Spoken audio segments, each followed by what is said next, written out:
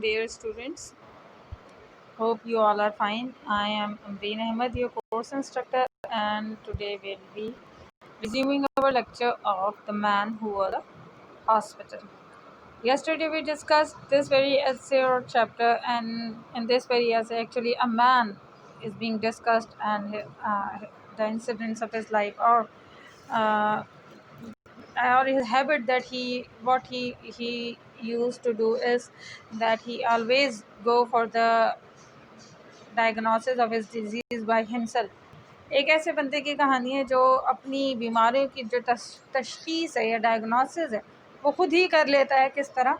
वो कोई भी लीफलेट वगैरह पढ़ के या किसी भी बुक से या इस तरह।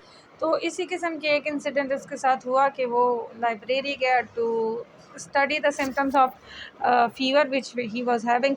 So what happened that accidentally he started writing he started reading the description of every disease, and then he came to know that actually he was suffering from every single disease of it except one, that is housemaid's knee। यहाँ तक बच्चे हमने पढ़ा था। तो let's rather restart। This is page number 20, paragraph number second last paragraph। Better students, please you open up it, you open your book, and this is page number 20. You try to follow it।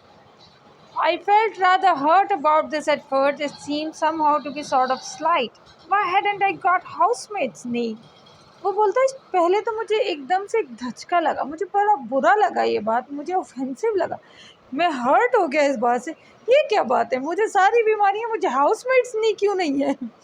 वो कहता मुझे एहसास कमतरी महसूस, sort of slight. Why this invidious reservation?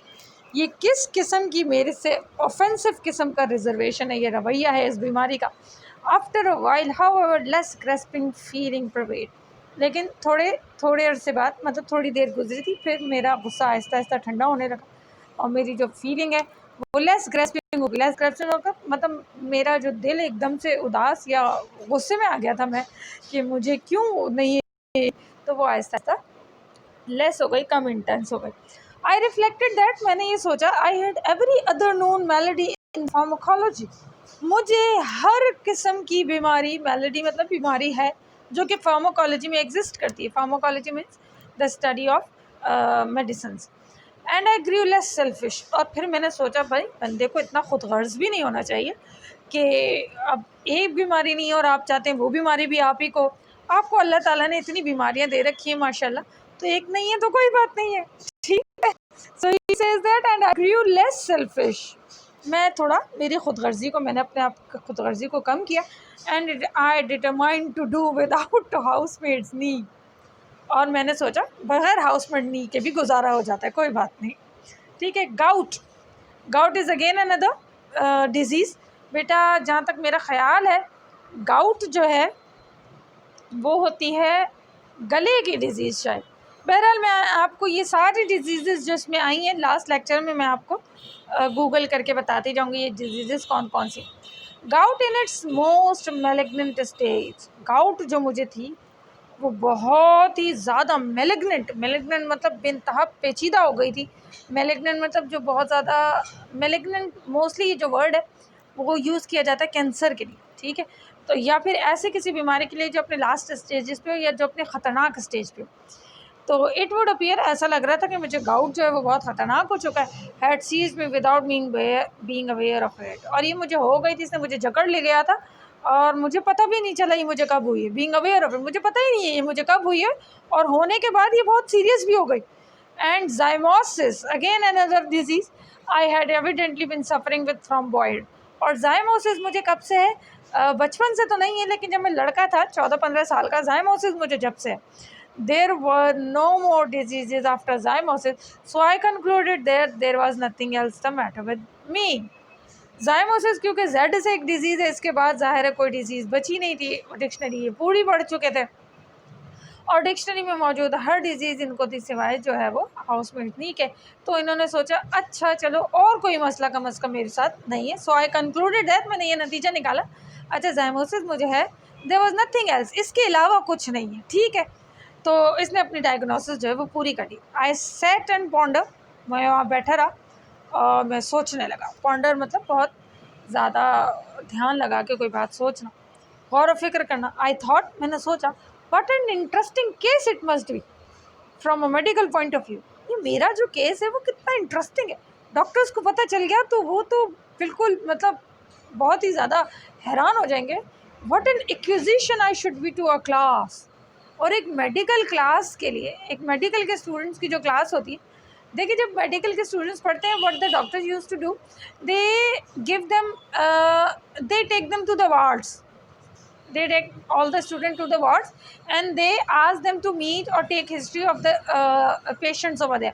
For example वो कभी उन्हें gynae ward में ले जाते हैं, कभी उन्हें जनाब वो ले जाते हैं नेफ्रो के वार्ड में, कभी न्यूरो के वार्ड में। भाई न्यूरो के वार्ड में दिमाग के मरीज़ हैं, वहाँ से आप हिस्ट्री लें और देखें कि न्यूरो के मरीज़ों को क्या क्या बीमारियाँ होती हैं। मतलब उन्हें हर डिफरेंट मरीज़ के बाद अलग अलग जाना पड़ता है, ठीक है।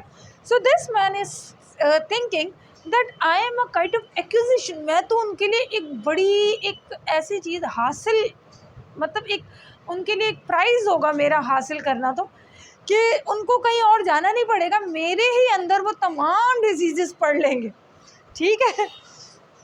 Student would have no need to walk in the hospital. Students को ज़रूरत नहीं है कि वो हॉस्पिटल जाएँ और मरीज़ों से मिलें, हर डिफरेंट बीमारी का अलग मरीज़ ढूंढें। इफ़ दे हैड मी, अगर वो मुझे ले जाएं या उनके पास अगर मैं हूँ, तो सारी क्लास बस मुझ पे रिसर्च करें, मुझसे पूछे और उन्हें हर डिजीज़ की जो सिम्टम्स है वो मुझे मिले। I was a hospital in myself, मैं पूरा का पूरा हॉस्पिटल में खुद हूँ। All they need to do would be to walk around me and after that take their diploma. और बहुत ही आसान हो जाएगा उनके लिए डिप्लोमा लेना, अपनी मेडिकल की डिग्री लेना। वो बस आएंगे, इस बंदे से मिलेंगे, इससे पूरी हिस्ट्री लेंगे and they would be knowing each and everything about the disease. सब कुछ उन्हें पता लग जाएगा और उनको फ़ौरन से डिप्लोमा जो है वो मिल जाएगा।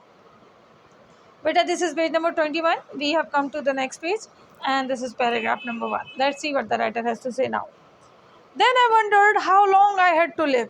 लेकिन फिर उसको एक दूसरा ख्याल आया, मुझे इतनी सारी जो बीमारियां हैं, तो अब पता नहीं मैं कितनी ज़्यादा देर तक जी सकता हूँ, मेरे पास कितना टाइम है। I tried to example myself. अब इसको थोड़ा थोड़ा खौफ हो रहा है, इसने अपने आप का एग्जामिनेशन जो है वो खुद ही करना शुरू किया। एग्जामिनेशन मतलब बेटा जांच करना। जैसे you go to the hospital और a doctor, what they do, they examine you. For example they would ask you to open up your mouth, they would check your throat, they would take your fever, they would take your pulse and BP and all that. So he started doing that by himself. I felt my pulse. इसने सबसे पहले अपनी नब्ज़ check की। I could not at first find any pulse at all. Oh my God! जब इसने pulse check की तो जनाब इसकी तो पल्स ही नहीं चल रही थी, इसको कोई नब्ज़ मिली नहीं, धड़कन नहीं, कोई आवाज़ नहीं थी वहाँ। Then all of a sudden, फिर अचानक से क्या हुआ? It seemed to start off. Thanks God. Aahista Aahista क्या हुआ जनाब, इसकी जो पल्स थी वो आहिस्ता आहिस्ता इसको चलना वो शुरू हो गई। I pulled out my watch and timed it. मैंने एक वॉच निकाली, अपनी घड़ी निकाली और फिर मैंने टाइम देखा कि भाई 1 मिनट में कितनी चल रही है मेरी pulse. So normally it is 72 इतनी चलती है, 72 चलती है एग्जैक्टली, लेकिन 60 to 70 जो है वो नॉर्मल रेशो होता है पल्स चलने का 1 मिनट में। I made it 147 to the minute. इनकी 1 मिनट में चल रही थी 147, almost double. I tried to feel my heart, I could not feel my heart. फिर इसने अपना दिल देखा, ओ मेरी जो पल्स है, मेरी जो नब्ज़ है इतनी तेज़ चल रही है, लेट्स एग्जामिन द हार्ट। इसने अपना हार्ट चेक किया तो इसको हार्ट की कोई धड़कन जो है वो सुनाई नहीं दी। इट हैड स्टॉप्ड बीटिंग, ये रुक चुका था। अब जाहिर है इनको इतनी बीमारियां थी, पता नहीं कब का रुका हुआ था, इन्हें पता ही नहीं है, ठीक है। I have since been induced to come to the opinion that it must have been there all the time and must have been beating. वो कह रहा है लेकिन मैंने खुद ही ये अज्यूम कर लिया कि नहीं नहीं, मेरा दिल मौजूद होगा और ये बीट भी कर रहा होगा, क्योंकि इसे इतना तो पता है कि अगर दिल रुक जाए, दिल बीट ना करे तो बंदा मर जाता है। तो he concluded that I am still alive. It means that my heart is still there and it must have been beating. I am just not getting it. ठीक है, वो इसने सोचा कि मैं इसको फील नहीं कर पा रहा हूँ, लेकिन ये होगा और ये मुस्तकिल जो है वो बीट कर रहा है, ये धड़क रहा है, ठीक है। I have been induced to come to the opinion that it must have been there all the time and must have been beating, but I cannot account for it. I paid, लेकिन मुझे इसकी आवाज़ जो है या मैं इसको feel नहीं कर पाऊँ। I pated myself all over my front. मैंने अपने आप को ऐसे छू छू के देखा, मतलब अपने आप को टच किया, दबा के देखा, पेट किया अपने आप को फ्रंट पे। From what I call my waist up to my head. अपनी वेस्ट से लेके मतलब कमर से लेके हेड तक हर चीज़ छू के देखी इन्होंने। And I went a bit round each side, और फिर मैं दोनों साइड पे थोड़ा थोड़ा मैंने मुड़ मुड़ के देखा कि भाई पीछे कुछ ना हो। And a little way up the back, और बैक को भी टच किया, but I could not feel or hear anything. I try to look at my tongue लेकिन उनको अपनी बॉडी में से तो कुछ महसूस नहीं हुआ, कोई भी एबनॉर्मेलिटी। सो इन्होंने क्या किया, इन्होंने अपनी टंग को देखने की कोशिश की। Now you can see that this person has no mirror in front of him and he is trying to watch his tongue. He is trying to examine his tongue. तो ये कितनी टंग आप बाहर निकालेंगे कि वो आपको नज़र आने लगे विदाउट मिरर।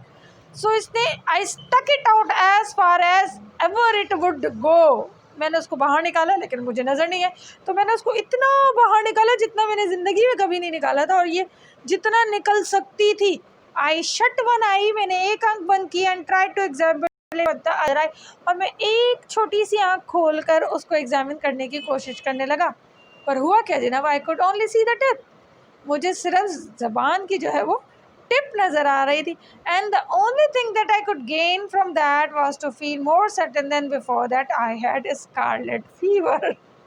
और जब इन्होंने अपनी टंग की टिप देखी तो इन्हें श्योरिटी हो गई इस बात की कि इन्हें स्कारलेट फीवर जो है वो है। I had walked into the reading room a happy healthy man. मैं जब इस रीडिंग रूम में आया था तो मैं एक बड़ा खुश और सेहतमंद और चाको चौबंद आदमी था। आई क्राउल्ड आउट एट डिक्रेट रैक। लेकिन मैं जब बाहर जा रहा हूँ तो मैं बहुत ही ज़्यादा परेशान हूँ, रैक हूँ, मुझसे चला भी नहीं जा रहा, बल्कि मैं क्रॉल करता हुआ जो है वो बाहर जा रहा हूँ, और मैं बहुत ही एक मिजरेबल इंसान जो हूँ बन चुका हूँ। So let's our lecture to end it here today. We'll continue and end it tomorrow, inshallah. Until then, take care. Allah Hafiz.